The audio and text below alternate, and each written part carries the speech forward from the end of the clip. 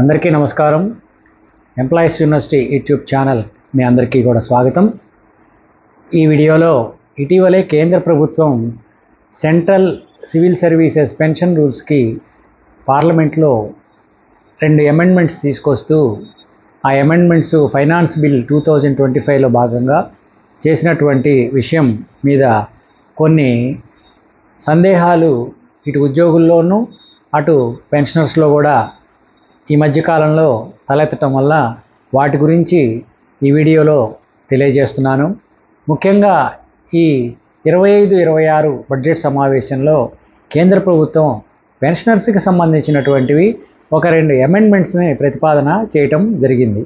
అందులో ఏంటంటే, ఒకటి పెన్షనర్స్లో ఎగ్జిస్టింగ్ పెన్షనర్స్ ఎవరు అంటే ప్రస్తుతం పెన్షనర్స్ పొందుతున్నటువంటి పెన్షనర్సు, తర్వాత పే కమిషన్ రికమెండేషన్స్, కొత్త పే కమిషన్ రికమెండేషన్స్ అమలు చేసిన తర్వాత రిటైర్ అయ్యేటువంటి పెన్షనర్స్ అని 2 విభాగాలుగా విభజించి వారికి ఈ పెన్షన్ ప్రయోజనాలను కల్పించే అధికారం కేంద్ర ప్రభుత్వానికి కల్పిస్తూ ఒక అమెండ్మెంట్ తీసుకురావటం జరిగిందన్నమాట. రెండవది ఏంటంటే, పే కమిషన్ రికమెండేషన్స్ ఏ తేదీ నుంచి అమలు చేయాలి అనేటువంటి విషయాన్ని కూడా కేంద్ర ప్రభుత్వం నిర్ణయించేటువంటి అధికారాన్ని కేంద్ర ప్రభుత్వానికి దఖలుపరుస్తూ ఆ అమెండ్మెంట్ కూడా తీసుకురావటం జరిగిందనమాట.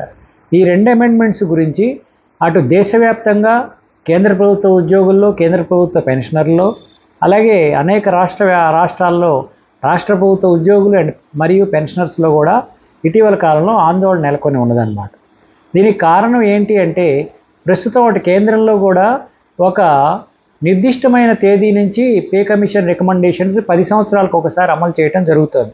ఉదాహరణకి ప్రస్తుతం వాళ్ళకున్నటువంటి 7th పే కమిషన్ రికమెండేషన్స్ వచ్చేసి 1/1/2016 నుంచి అమలు చేశారు 10 సంవత్సరాల కాలానికి. అంటే మళ్ళీ 1/1/2026కి కొత్త పే కమిషన్ వస్తుంది. అంతకుముందు 2016కి ముందు 1/1/2006 నుంచి అమలు చేశారు. ఇలా 10 సంవత్సరాలకు ఒకసారి ఆ జనవరి 1వ తేదీ నుంచి అమలు చేస్తూ రావటం జరుగుతుంది.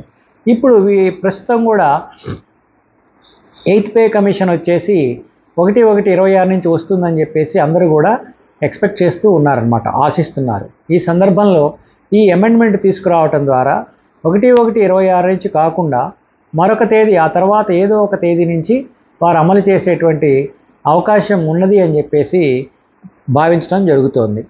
తర్వాత రెండో అమెండ్మెంట్ ఏంటంటే, ప్రస్తుతం ఉన్నటువంటి నిబంధనల ప్రకారం అటు పెన్షనర్స్కి, ప్రస్తుతం పెన్షనర్స్గా ఉన్నవారికి, తర్వాత పే కమిషన్ రికమెండేషన్స్ అమలు జరిగిన తర్వాత రిటైర్ అయ్యే ఉద్యోగులకు కూడా ఒకే రకమైనటువంటి పిఆర్సీని, పే కమిషన్ రికమెండేషన్ అమలు చేయడం జరుగుతుంది. ఉద్యోగులకు కానీ పెన్షనర్స్కి కానీ ఒక ఫిట్మెంట్ అనేటువంటిది ఇచ్చినప్పుడు ఇటు ఉద్యోగులకు ఎంత ఇస్తారో మళ్ళీ అంతే ఫిట్మెంటు పెన్షనర్స్కి కూడా ఇచ్చి, ఇక్కడ బేసిక్ పే మీద ఉద్యోగులకు ఎలా చేస్తారో బేసిక్ పెన్షన్ కూడా రివైజ్ చేసి ఆ మేరకు వాళ్ళకి ప్రయోజనాలు కల్పించడం జరుగుతుంది. అయితే ఈ అమెండ్మెంట్ ద్వారా ఏంటంటే, ప్రస్తుత పెన్షనర్లు పిఆర్సీ తర్వాత, పే కమిషన్ రికమెండేషన్ తర్వాత రిటైర్ అయ్యేటువంటి పెన్షనర్ని విభజించి ఆ మేరకు పిఆర్సీ రికమెండేషన్స్ అమలు చేయడం జరుగుతుంది అనేటువంటి భావన అందరిలో కూడా ఉన్నదన్నమాట. అంటే ప్రస్తుతం ఒక పెన్షనర్గా కొనసాగుతున్న వారికి పే కమిషన్ రికమెండేషన్స్లో వాళ్ళ బేసిక్ పెన్షన్ అనేటువంటిది రివిజన్ జరగకుండా ప్రస్తుతం ఉన్న బేసిక్ పెన్షనే కంటిన్యూ అవుతూ దాని మీద డిఎన్ఎస్ అలవెన్స్, లేకపోతే డిఎన్ఎస్ రిలీఫ్ ఇవ్వటం మాత్రమే జరుగుతుంది అనేటువంటిది భావన వ్యక్తం చేస్తూ ఉన్నారు. ఇది ఒక ఆందోళనకరమైన విషయంగా మారిందనమాట. ఇక రెండవది ఏంటంటే, అమలు చేసేటువంటి తేదీ. ఇది ఏ తేదీ నుంచి అమలు చేయాలంటే, ఇప్పటివరకు నిర్దిష్టంగా కేంద్ర ప్రభుత్వ ఉద్యోగులకి ప్రతి 10 సంవత్సరాలకు ఒకసారి 1/1/2006, 1/1/2016కు అమలు చేశారు. ఇప్పుడు 1/1/2026 కూడా అమలు చేస్తారనేటువంటి ఆశాభావం వ్యక్తం చేస్తున్న సమయంలో ఈ చట్ట సవరణ తేవటం ద్వారా 1/1/26 నుంచి కాకుండా పే కమిషన్ ఇచ్చిన రికమెండేషన్స్ మరొక తేదీ నుంచి, ఏదైనా తర్వాత తేదీ నుంచి కూడా కేంద్ర ప్రభుత్వం అమలు చేయవచ్చు అనేటువంటి ఆందోళన కూడా నెలకొందన్నమాట. ఇది కేంద్ర ప్రభుత్వ ఉద్యోగులకు సంబంధించినటువంటి విషయం. ఈ విషయంలో ఏంటంటే, రాష్ట్ర ప్రభుత్వ ఉద్యోగుల్లో కూడా అలాగే రాష్ట్ర ప్రభుత్వ పెన్షనర్లలో కూడా ఆందోళన నెలకొని ఉన్నది. ఎందుకని అంటే ఇది కేంద్ర ఉద్యోగులది కదా, కేంద్రానికి సంబంధించింది అని చెప్పి అన్నప్పటికీ కూడా మన సర్వీస్ రూల్స్ కానీ, సివిల్ సర్వీసెస్ సంబంధించిన సర్వీస్ రూల్స్ కానీ, అలాగే పెన్షన్ రూల్స్ కానీ కేంద్ర ప్రభుత్వం ఏవైతే రూల్స్ అమలు చేస్తుందో దాదాపుగా రాష్ట్ర ప్రభుత్వం కూడా అవే రూల్స్ని పాటిస్తూ అమలు చేసేటువంటి ఆనవాయితీ నడుస్తోంది. కాబట్టి అదే నిబంధనలు మనకు కూడా అమలు చేసే అవకాశం ఉందని చెప్పేసి ఆందోళన చెందడం జరుగుతుంది. దీనికి ఉదాహరణ మనం తీసుకున్నట్టయితే 1/1/2004 నుంచి contributory pension scheme, new pension scheme అనేటువంటి పథకాన్ని కేంద్ర ప్రభుత్వం తీసుకొస్తే అదే పథకాన్ని యథాతథంంగా 1/9/2004 నుంచి ఉమ్మడి ఆంధ్రప్రదేశ్లో అమలు చేయడం జరిగింది. అదే ఎన్పిఎస్ సిస్టమ్ని అనేక రాష్ట్ర ప్రభుత్వాలు కూడా ఈ దేశంలో అమలు చేయడం జరిగింది.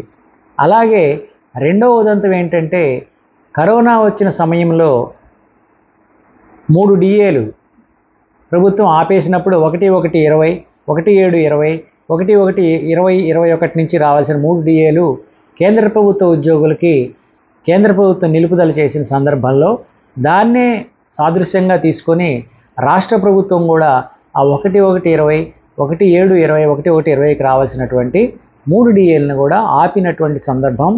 కాబట్టి కేంద్ర ప్రభుత్వం తెచ్చే నిబంధనలు రాష్ట్ర ప్రభుత్వం కూడా అనుకరిస్తుంది అనేదానికి చెప్పడం జరుగుతుంది. ఇదే కాకుండా మనం చూసినట్టయితే గత 22 పిఆర్సీలో మన రాష్ట్ర ప్రభుత్వము కేంద్ర ప్రభుత్వం 10 సంవత్సరాలకు ఒకసారి ఈ పిఆర్సీ అమలు చేస్తోంది. రాష్ట్ర ప్రభుత్వం కూడా 5 సంవత్సరాలకు ఒకసారి కాకుండా 10 సంవత్సరాలకు ఒకసారే అమలు చేయాలనే నిర్ణయం తీసుకోవడం జరిగిందని ఆ మేరకు మనకి 2022వ సంవత్సరంలో ప్రభుత్వం ఉత్తర్వులు కూడా జారీ చేయడం జరిగింది. అయితే ఆ తర్వాత ఉద్యోగులు చేసినటువంటి ఆందోళనలో భాగంగా ఆ జీవోని ఉపసంహరిస్తూ మరలా 5 సంవత్సరాలకు ఒకసారి పిఆర్సీని కంటిన్యూ చేసేటువంటి విధంగా జీవో ఇవ్వటం జరిగింది. కాబట్టి ఇలాంటి ఈ రకరకాలైనటువంటి ఈ విషయాల్ని తీసుకొని మనకు కూడా అమలు చేస్తే నష్టపోయే అవకాశం ఉంది అని చెప్పేసి ఇటు ఉద్యోగులు అటు పెన్షనర్లు కూడా మరియు ఉపాధ్యాయులు కూడా ఆందోళన చెందుతున్నారు. ఉదాహరణకు చూసినట్లయితే మనకి ఇప్పుడు రావాల్సినటువంటి ప్రస్తుత 11వ పిఆర్సీ వచ్చేసి మనకి ఇప్పుడు 12వ పిఆర్సీ రావాలి. 11వ పిఆర్సీ అమలవుతోంది. 12వ పిఆర్సీ వచ్చేసి మనకి 1/7/2023 నుంచి రావాలి. ఇంతకుముందు మనం 1/7/2018 నుంచి తీసుకున్నాం. ఇప్పుడు ప్రస్తుతం మనం 2025వ సంవత్సరంలో ఉన్నాం. ఇంకా మనకి పే కమిషన్ని నియమించలేదు, పిఆర్సీ నియమించలేదు. నియమించిన తర్వాత ఆ కమిషన్ మనకు ఒక రిపోర్ట్ ఇచ్చిన తర్వాత ప్రభుత్వానికి ఆ ప్రభుత్వం చర్చలు జరిపి ఆ కమిషన్ నివేదికని 2026వ సంవత్సరంలోనో 27వ సంవత్సరంలో ఇప్పుడు అమలు చేసేటువంటి అవకాశం ఉన్నది. ఈ సందర్భంలో ఏంటంటే ఎప్పుడూ అమలు చేసినా కూడా అమలు తేదీ అనేది మనకు 1/7/23 నుంచి మాత్రమే రావాలి. అయితే కేంద్ర ప్రభుత్వం తాజాగా తెచ్చిన అమెండ్మెంట్తో పాటు అదే మార్గంలో కనుక రాష్ట్ర ప్రభుత్వం కూడా అసెంబ్లీలో అలాంటి చట్టం తీసుకొచ్చి అమెండ్ చేసినట్టయితే మనకి 1/7/23 నుంచి రావాల్సినటువంటి పిఆర్సీ అలా రాకుండా 25 నుంచో 26 నుంచో రాష్ట్ర ప్రభుత్వం నిర్ణయించినటువంటి తేదీ నుంచి వచ్చేటువంటి అవకాశం ఉన్నందువల్ల ఈ 3 సంవత్సరాలు మనకు రావాల్సినటువంటి పిఆర్సీ ఫలితాలు కోల్పోతామేమో అన్న ఆందోళన కూడా ఇటు ఉద్యోగులు, ఉపాధ్యాయులు మరియు పెన్షనర్స్లో కూడా ఉన్నదన్నమాట. అలాగే రెండవది ఏమిటంటే పెన్షనర్స్కి సంబంధించి మన రాష్ట్రంలో ఉద్యోగులకు ఇచ్చేటువంటి పిఆర్సీతో పాటుగా పెన్షనర్స్కి కూడా పిఆర్సీ అమలు చేయడం జరుగుతుంది. ఉదాహరణకి ఉద్యోగులకి ఫిట్మెంటు ఒక 30% ఇచ్చినప్పుడు పెన్షనర్స్ కూడా అంతే ఫిట్మెంట్ ఇవ్వటం జరుగుతుందన్నమాట. వాళ్ళ బేసిక్ పెన్షన్ మీద ఆ ఫిట్మెంటు డిఆర్ కలిపేసి కొత్త బేసిక్ పెన్షన్ నిర్ధారిస్తారు. ఉద్యోగులకైతే బేసిక్ పే మీద ఆ రోజుకు ఉన్నటువంటి 1/7/2023 ఉన్నటువంటి డిఏ దాని మీద ఫిట్మెంట్ కలిపి నిర్ధారిస్తారు. ఇలా కాకుండా ఇప్పుడు ఈ కొత్త అమెండ్మెంట్ కనుక రాష్ట్ర ప్రభుత్వం అమలు చేసినట్లయితే